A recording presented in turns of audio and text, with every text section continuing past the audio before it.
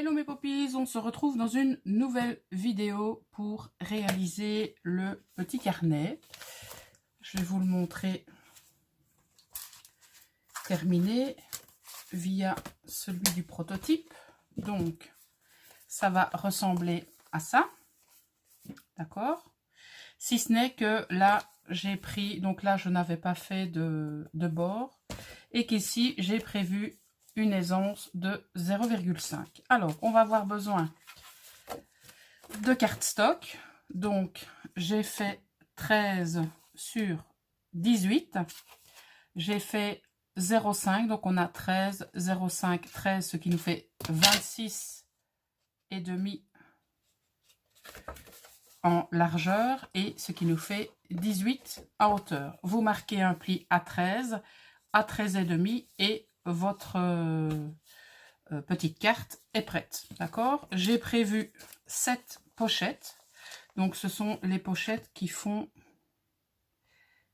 13,7 par 13,7 une fois qu'elles sont fermées. J'ai prévu du washi tape, bon j'ai choisi celui-ci parce que je le trouvais pas mal. Alors j'ai pris donc mon outil à percer, j'ai pris mon vieux tapis de souris qui m'aide justement quand je fais mes reliures. J'ai prévu une aiguille et j'ai pris du fil comme ça, j'ai pas pris de la twine. Voilà. Alors la première étape consiste à venir mettre le washi au niveau du bord de la pochette. Voilà. Donc, on fait ça d'un côté, on fait ça de l'autre. Ça veut dire que ici, on rabat tout simplement le washi sur lui-même.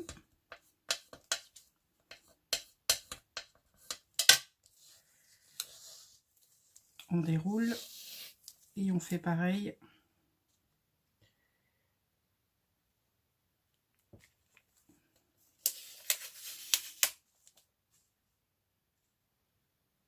Et on essaye autant que possible de le positionner correctement. Bon.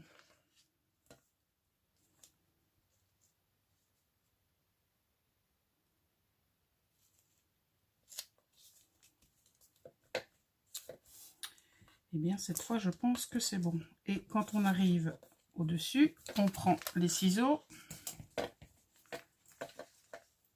et on coupe.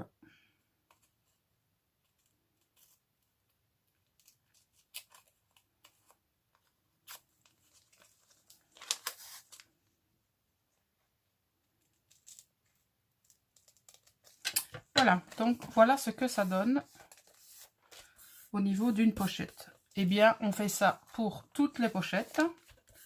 Je vais le réaliser hors caméra et je reviens. Alors, voilà les bandes de washi positionnées sur les différentes pochettes. Ce qu'on va faire maintenant, c'est le pli au massicot pour faciliter pour faciliter les repères. Alors, je me suis demandé si il valait mieux faire 1 cm ou 1 cm et demi. Je pense que je vais faire 1 cm. Ouais, 1 cm et demi. Donc, 1 cm et demi. On réalise, on n'y va pas trop fort, hein. Donc, on réalise un pli et on fait ça sur toutes les pochettes. Donc, on positionne à 1,5. On fera les plis ensuite, d'accord? Donc, si vous n'avez pas de massicot qui vous permet de réaliser les plis, ben, vous pouvez faire ça éventuellement sur votre planche de rainurage, si vous en avez une. Si vous n'en avez pas, vous prenez une règle et vous prenez un outil de type comme ceci. Vous faites des repères à 1,5 sur votre bande de washi et ensuite vous tracez une ligne à l'aide de cet outil et ça vous marquera votre pli. Donc ça vous fait 3 manières différentes de réaliser vos plis sur vos pochettes. Comme ça prend pas trop de temps, ben, je vais dire je reste avec vous le temps de faire le pli sur toutes les pochettes.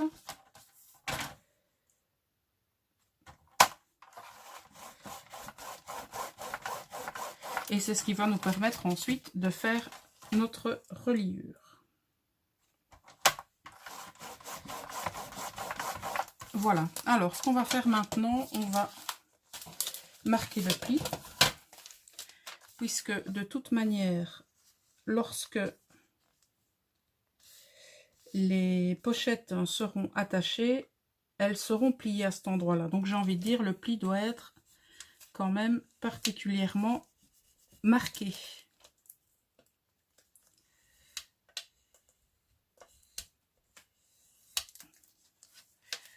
Voilà. Alors, comme ça va être mis en quinconce, donc ça veut dire celui-là, ouais, au niveau de l'ouverture, j'aurais dû faire attention, j'aurais dû faire mon pli de l'autre côté. Mais bon, j'ai envie de dire, c'est pas trop grave.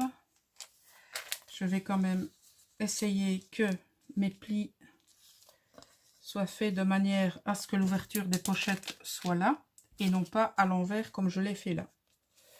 Mais c'est qu'un détail, hein. C'est pas catastrophique si vous faites votre pli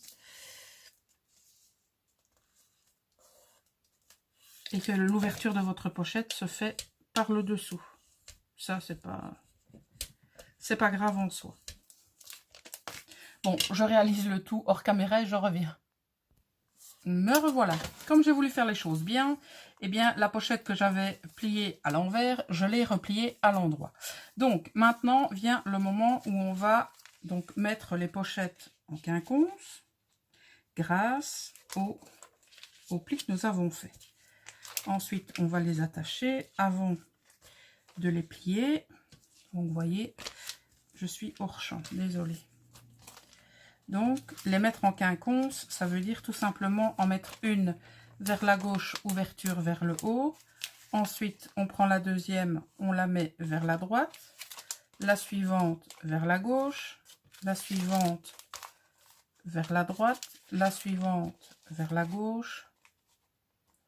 La suivante vers la droite.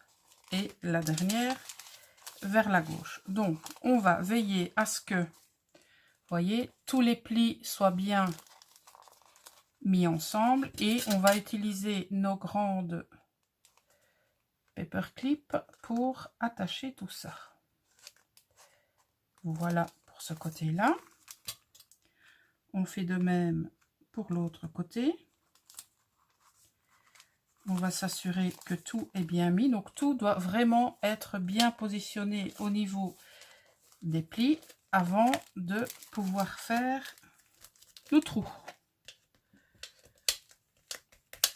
Ça m'a l'air pas mal. Donc vous prenez, si vous en avez un vieux tapis de souris, et vous allez donc réaliser vos trous pour la reliure. Bon, moi sincèrement, je vous avoue, je ne mesure jamais, je fais ça au pif. Donc je vais faire à, je sais pas moi, 2 cm du bord et je perce. Je vais faire exactement pareil de l'autre côté. Hop, et on perce. On s'assure que c'est passé de l'autre côté. Bof, vous voyez ici, ça a bougé. Donc, ce qu'on va faire, on va remettre tout correctement. Ces deux-là, ils sont bien mis. Celui-là aussi. Celui-là aussi. Celui-là, il a bougé.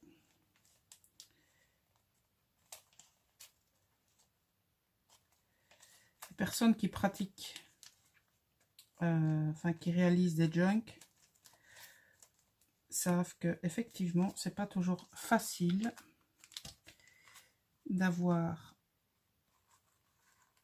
voilà tout à la même place. Donc j'ai tout repositionné comme les premiers ils étaient voilà au bon endroit. Donc je pense que cette fois-ci, eh bien cette fois-ci c'est nickel parce qu'on est juste ici. Donc ce qu'on va faire, on va s'assurer que Voilà, on va percer un petit peu plus loin. On fait pareil ici.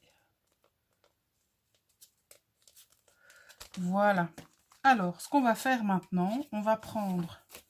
J'aurais dû prendre mon carton, mais c'est pas grave, je vais le prendre maintenant. Donc, on a toujours les agrafes. Ce qu'on va faire, on va positionner notre papier, enfin notre ensemble ici, pour que on arrive au milieu.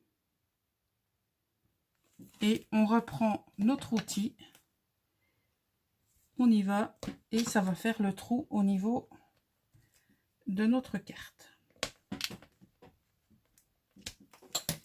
Voilà. Et c'est juste parfait. On en a un qui est là et on a l'autre ici. Ce qu'on va faire maintenant, on va enfiler notre aiguille. Si je la retrouve. La voilà. Alors c'est du fil de coton, je pense, mais on prend un petit peu ce qu'on veut. Mettez de la toile, du fil de coton, du fil élastique si vous voulez. Moi, généralement, je fais mes reliures avec ça. Je prends un peu ce que j'ai sous la main. Je ne me casse pas trop la tête. Voilà. Alors, on va d'abord partir de l'extérieur.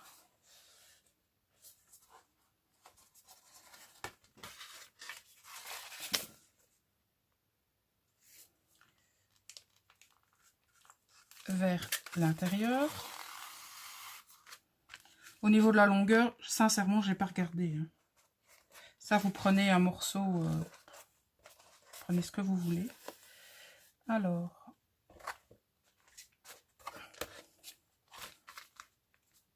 on va s'assurer que c'est en ordre. Et là, hop, on retire nos méga paperclips. On retourne le tout.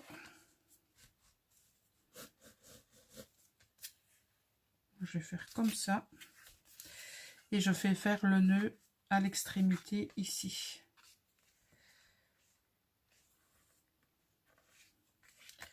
Donc je vais faire un premier nœud tout à fait normal.